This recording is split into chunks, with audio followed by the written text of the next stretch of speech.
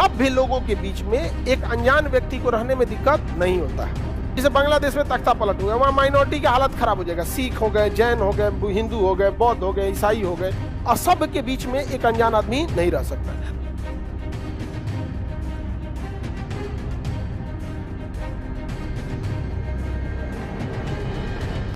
जब देश का विभाजन हुआ, और जब विभाजन हुआ ना, तो दो तरह के लोग आए। एक जो भारत से कहां चले गए, पाकिस्तान। भारत से कहां चले गए, पाकिस्तान।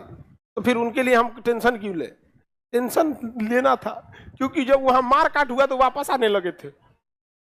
चले गए इससे टेंशन नहीं था, जब वहां मार काट हुआ तो वापस आने लगे थे। एक उनके लिए सोचना है। दूसरा, जो पाकिस्तान से भारत आ रहे थे, विभाजन के बाद बहुत सारे लोग पाकिस्तान से भारत आए थे, बहुत अच्छे अच्छे लोग भी आए थे। पुराने लोग, जैसे आडवाणी साहब जो थे हमारे उप प्रधानमंत्री, उनका परिवार वहां था। मनमोहन सिंह जो थे, उनके कुछ परिवार वहां थे। तो जो बॉर्डर एरिया था वो तो किसी को पता नहीं ना था। लाहौर उस समय का सबसे बेहतरीन शहर था, सबसे बेहतरीन भारत के शहर में लाहौर था। विभाजन करके उधर दे दिया।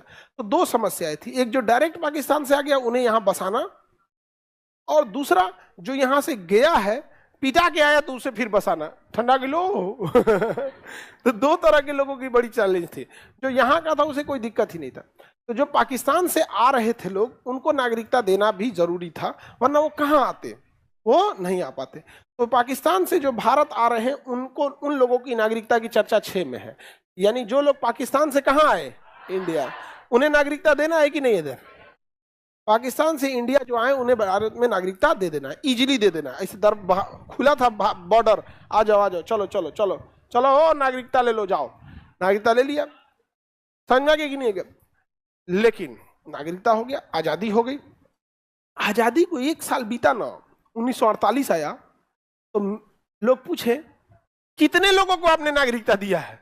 कहा, भारत सरकार ने कहा बहुत है। कितना? तो बहुत है। रिकॉर्ड तो कुछ था ही नहीं, कितना आया कितना नहीं गया, कुछ रिकॉर्ड नहीं रखा।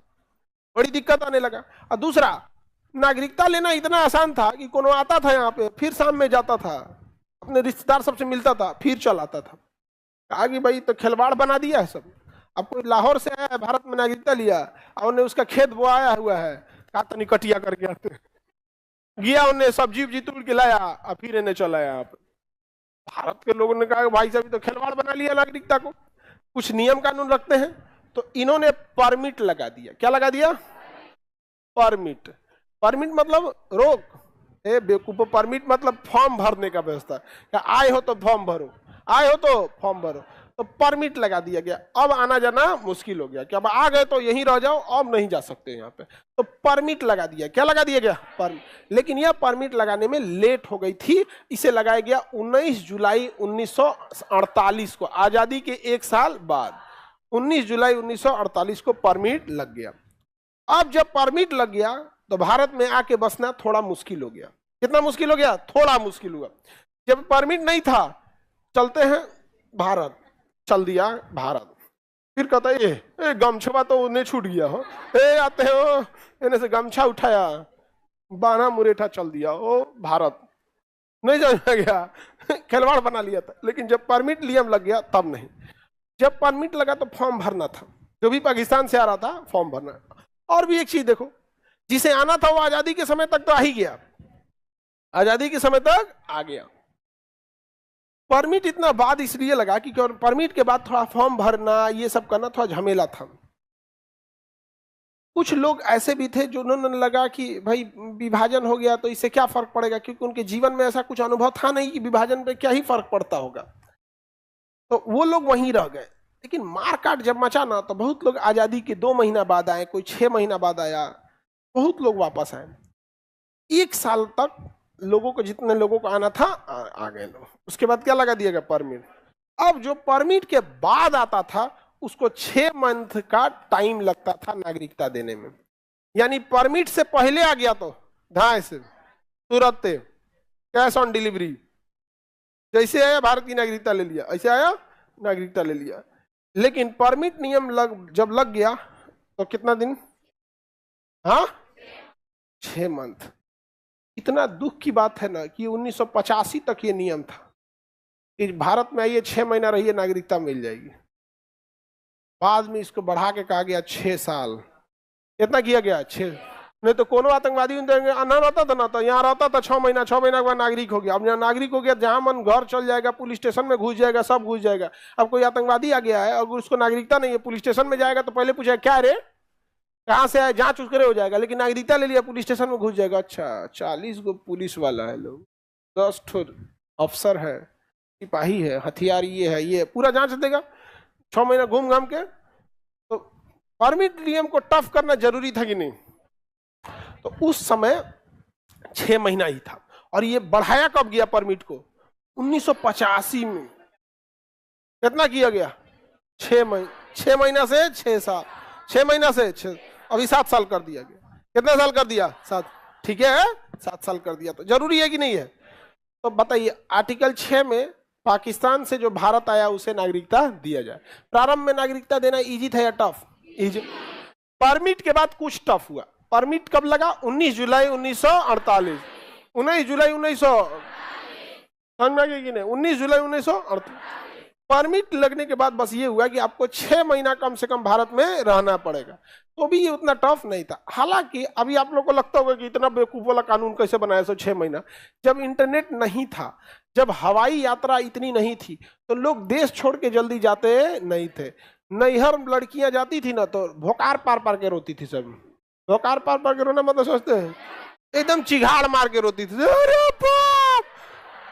अरे मोहल्ला का लोग चुप कराने आता था। जब महिलाएं नैहर से आती थी ना, भर मोहल्ला से मिलके आती थी। और सब हो गया कि अब जाएंगी, गाड़ी लग गई है, रिक्शा जो भी रिक्शा से जाना है तो उससे, या गाड़ी से जाना है तो उससे, सब हो गया, गाड़ी लग गई। तो 2 राउंड में रोती थी। एगो घरे रो गई, अब फिर दुआरिया पे आके एक बार दोहरा का राउंड फिर रो लेते हैं। अब जा रहे फिर तन से रो लेते हैं। समझ में आ गया? रीजन समझो, ना हवाई यात्रा थी, ना इंटरनेट था, ना मोबाइल था, ना कोई वीडियो कॉल था। देख ले जमाना हो जाता था लोगों को। समझ में आ गया? बहुत। आपकी अपनी मम्मी को देखिएगा, अभी भी रो देती हैं, आदत हो गया होगा। अभी इसलिए रोती होंगी कि कितना खराब लगेगा अब ना रोएंगे तो। नहीं समझ में आ गया? जैसे आप सब लोग, हम आते हैं तो आप लोग बोलते हैं ना गुड मॉर्निंग सर या जय हिंद, तो आदत हो गया है। अब आप नहीं बोलिएगा तो आपको लगेगा ना खराब लगेगा। अरे सब जब से एडमिशन लिए आते गुड मॉर्निंग सर बोलते, अब ना बोलेंगे तो खराब ना लगेगा? नहीं, तो वैसे आदत हो गया वहां पे। हम तो मम्मी को टोक देते हैं, मम्मी ओ काय रोती हो, आदत ना हो गया। नहीं, लेकिन किसी को अपना घर लगता है। यहाँ पे सहेली उली पुरान मिल जाती है तो और यहाँ पे, लेकिन कंपैरेटिवली देखिएगा अब उतना नहीं रोता है कोई। अब मोबाइल आ गई है, माता पिता सबको अपना अब होता है। महिला हकीकत में ना कि महिलाएं हैं जो इतना त्याग कर सकती है। अपने पुरुष से सोचो ना कि अगर आपको घर द्वार छोड़ के जाना पड़े, ब्याह है ना कर भाग, अपन घर द्वार छोड़ के जाना रहे। अगर हम अपनी बात बता रहे, हमारा अगर विदाई होता ना तो हम कहते ब्याह ना करते, जो तू तेरा विदाई करेगा हमरा ले जाएगा, हाँ तेरा घरे उड़ जाएगा। अरे घर में बैटरी ले जाया जाता है, ट्रांसफार्मर थोड़े ना।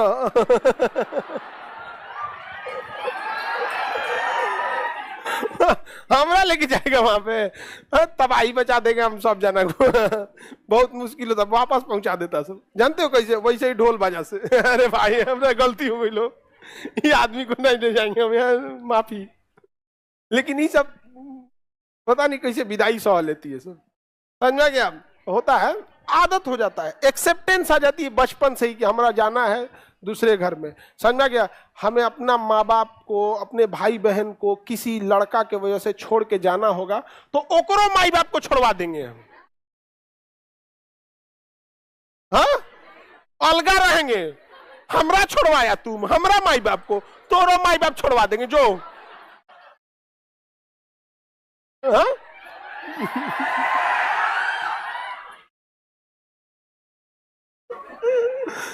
ऐसा नहीं होता जी, यही मेन कारण है। अरे बाप रे बाप, बहुत खतरनाक चीज हो जाता है यहाँ पे। तो पाकिस्तान से भारत आए लोग, समझ में आ गया? तो पहले 6 महीना ही क्यों दिया गया था? पहले लोग 6 महीना ही नहीं रहते थे दूसरे देश में। अच्छा, आज से जब जियो या ये सब चीजें नहीं थी ना, तो बहुत महंगा होता था आईएसडी कॉल, जो इंटरनेशनल कॉल होता था, बहुत महंगा। लोकल कॉल ससुरा 1 रुपया मिनट लगता था। तो बाद में यूनिनॉर टेलीनॉर आए सब, तो लड़का लड़की अपने बतियाता था तो 40 रुपया का रिचार्ज करके। हाँ पता नहीं 40 कितना का होता है जी? हाँ अरे भाई ठीक आ गया। जियो तो ये दे आया है 5 साल पहले, 10 साल 5-7 साल हुआ जियो का है, समझ में गया? सब लोग रखे यहाँ पे।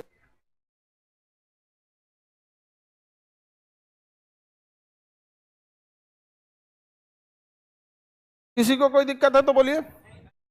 परमिट नियम 6 महीना शुरू में था, वो तो कोई गड़बड़ नहीं था।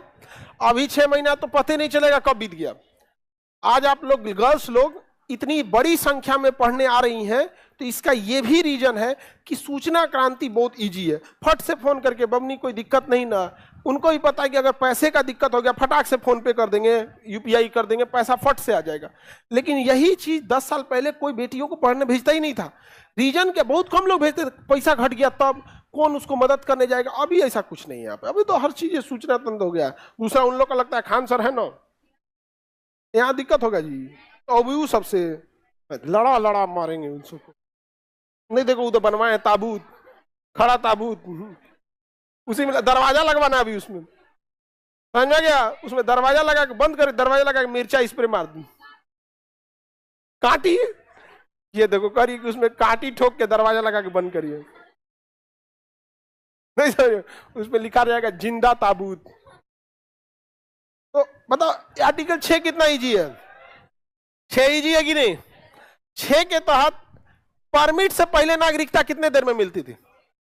अरे परमिट से पहले तुरंत, हाँ तुरंत। परमिट के बाद 1985 के बाद वर्तमान में 700, हाँ अभी लगा दिया गया एनआरसी। क्या लगा दिया गया? एनआरसी। बात वही है, 6 है, उसी में सुधार करते करते करते उसी को टफ बना रहा है। क्या बना रहा है? टफ। क्योंकि अब भारत की जनसंख्या ऑलरेडी 140 करोड़ हो गई, अब कितने लोगों को यहां रखेंगे हम लोग? नहीं समझ में आ गया यहाँ पर। लेकिन रिलीजियस परसिक्यूशन जिनके साथ होता है, धार्मिक प्रताड़ना, उन्हें रखना जरूरी भी है। अब जैसे बांग्लादेश में तख्ता पलट हुआ, वहां माइनॉरिटी की हालत खराब हो जाएगा, सिख हो गए, जैन हो गए, हिंदू हो गए, बौद्ध हो गए, ईसाई हो गए, जीना आराम हो गए। पाकिस्तान में बहुत मुश्किल हो जाएगा यहाँ पे, क्योंकि देखिए सभ्य लोगों के बीच में एक अनजान व्यक्ति को रहने में दिक्कत नहीं होता है, या एक अलग टाइप के लोगों को रहने में दिक्कत नहीं होता, लेकिन असभ्य के बीच में एक अनजान आदमी नहीं रह सकता। तो भारत में किसी भी धर्म के लोगों को रहने में कोई खास दिक्कत नहीं है यहाँ पे। लेकिन पाकिस्तान में ना असभ्यों की संख्या ज्यादा है, जबकि जितने अलग अलग विचारधारा के लोग रहेंगे उतनी अच्छी बात है, अलग अलग थिंकिंग आएगी। लेकिन उनको लगता है सब एक के डिजाइन से रहे, तो गड़बड़ बात है ना। एक बीमारी आएगा तो सब बीमार हो जाएगा, नहीं समझे? आप ही अगर दूरदर्शी हैं, आपके पास 100 एकड़ जमीन है, क्या 100 एकड़ में आम लगाइएगा? पता चला कोई बीमारी आया तो आम सब गया, या सरकार कह दिया आम पे प्रतिबंध, सब चल जाएगा? नहीं तो कह देगा कोई बीमारी निकल जाएगा, आम खैला से आंख गिर जाता है बाहर, कोई आमे नहीं खाएगा। तो बेवकूफ आदमी जो होता है ना, एक के पे डिपेंडेंट रहता है। 100 एकड़ है तो